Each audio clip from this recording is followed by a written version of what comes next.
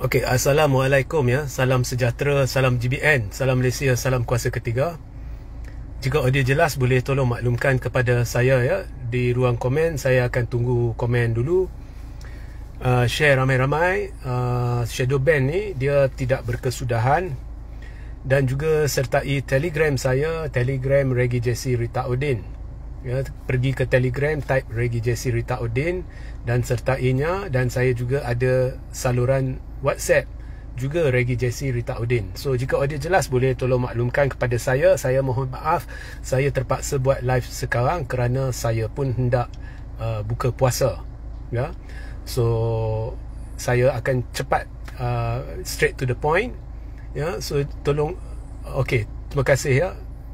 Suara jelas. Okay, so let's get straight to the point. Saya akan pecahkan live ini kepada 3 bahagian. Pertama, saya akan beri pendirian peribadi saya. Kemudian saya akan tegur sedikit, komen sedikit berhubung dengan apa yang diperjuangkan oleh Ketua Pemuda UMNO. Dan last sekali saya akan beri kata-kata apa orang kata, nasihat yang am ya. Okay, pertama pendirian saya ya. Isu wujudnya stalking yang ada kalimah Allah ini tidak boleh kita bertoleransi. Okey. Maknanya ianya tidak boleh diterima sama sekali. Dan segala apa langkah yang harus diambil untuk memastikan perkara ini dinoktahkan perlu diambil.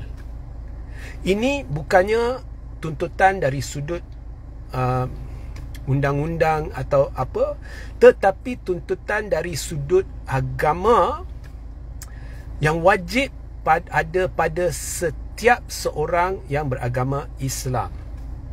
Tidak kira apa kenyataan pihak berkuasa atau kerajaan atau apa kenyataan mana-mana pihak, itu pertimbangan kemudian yang pertama sekali dalam minda semua yang beragama Islam, ianya wajib dinoktahkan tidak boleh ditoleransi walau sedikit pun ya.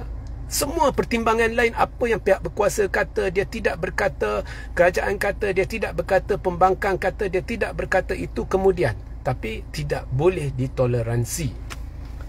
So itu pertama, dan itu pendirian saya. Kedua, bagaimana ianya dinoktahkan, perlu wujud satu siasatan dan tindakan yang perlu diambil oleh pihak berkuasa, pihak berkaitan untuk merampas semua stalking dan menghentikan penjualannya serta-merta. Dan ianya perlu ditekan oleh rakyat beragama Islam agar pihak berkuasa melakukan perkara itu. Dan juga penekanan dan kenyataan rasmi perlu diberikan oleh mereka, sama ada dari pihak berkuasa ataupun kerajaan ataupun agensi jabatan kerajaan atau lebih tinggi dari kerajaan, termasuk Raja-Raja Melayu, berhubung isu ini. Ini amat penting kerana mereka semua yang terlibat ya dalam memartabatkan dan memelihara kemuliaan agama Islam di negara ini. So itu wajib. Kemudian baru kita masuk soal apa yang telah dilakukan setakat ini. Now, kesilapan boleh terjadi kerana KK Mart atau macam-macam mat, macam-macam industri, dia buat pembelian penjualan secara besar-besaran. Kesilapan boleh terjadi. Boleh terjadi dan bila mereka dah faham benda tu satu kesilapan, mereka perlu ambil langkah sewajarnya. So KK Mart telah ketua dia atau apa telah memohon maaf dan mengaku bahawa ini mereka terlepas pandang dan sebagainya. So secara am sebenarnya kita yang bersangka baik, bersantun dan sebagainya, mungkin boleh terima permohonan maaf itu. So isunya bukan dia minta maaf ke tidak. Isunya sekarang ni terlalu banyak kes di negara ini sejak kebelakangan ini. Dia buat, kemudian mohon maaf, kemudian tidak ada tindakan. Tetapi kalau pembangkang buka mulut, apa jua benda malah bukannya benda yang perkauman, mereka siasat di bawah perkauman.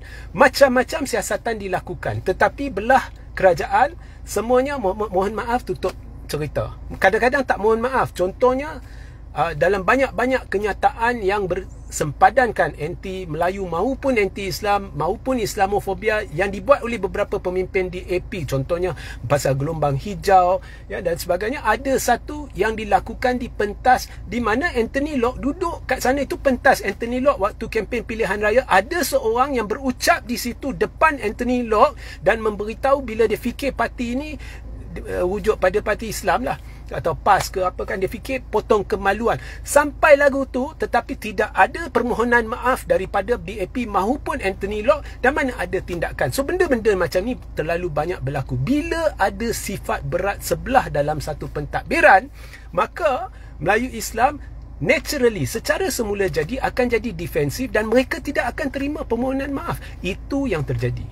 Sebenarnya saya boleh terima permohonan maaf dan alasan bahawa terlepas pandang, sebab benda ni dalam perniagaan besar memang biasa terjadi. Saya boleh terima sebenarnya. Kalau ada nak marah dengan saya, marahlah. Tapi saya boleh terima sebab saya akan bersangka baik.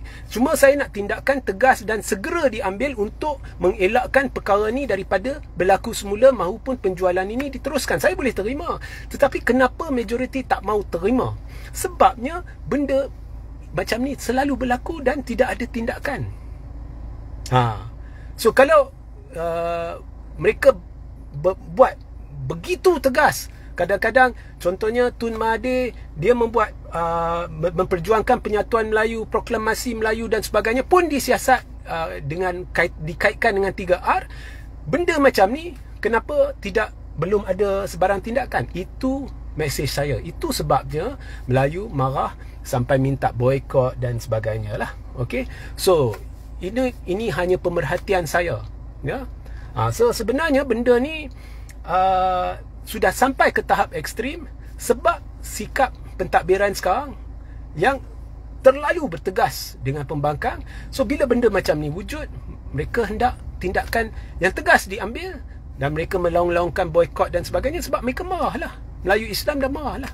Okay, so itu pemerhatian saya. Nah, berkenaan dengan Ketua Pemuda UMNO yang minta boikot dan sebagainya, dari satu sudut saya boleh terima. Ya, saya boleh terima. Saya bersangka baik. Tapi dari satu sudut lagi, ia tak masuk akal. Kenapa tak masuk akal? Sebabnya, kau duduk dalam parti kerajaan. Dan presiden kau adalah timbalan Perdana Menteri. Mengapa kau berjuang boikot-boikot seperti awak ni seorang pemimpin pembangkang, sedangkan awak patut menggerakkan presiden anda yang kebetulannya timbalan Perdana Menteri untuk mengambil tindakan tegas bawah 3R seperti mana tindakan tegas diambil terhadap pemimpin pembangkang. Sebab itu laungan awak tidak masuk akal. Faham? So saya nak berlaku adil. So saya nak beri facts atau hujah yang logik. Dari satu sudut saya sokong apa yang dilakukan oleh Ketua Pemuda. Dari satu sudut lain tak masuk akal. Sebab kau kena gerakkan timbalan Presiden UMNO merangkap timbalan Perdana Menteri untuk menggerakkan agar tindakan diambil. Seperti mana tindakan diambil sekiranya ini melibatkan seorang pemimpin pembangkang atau pemimpin Melayu.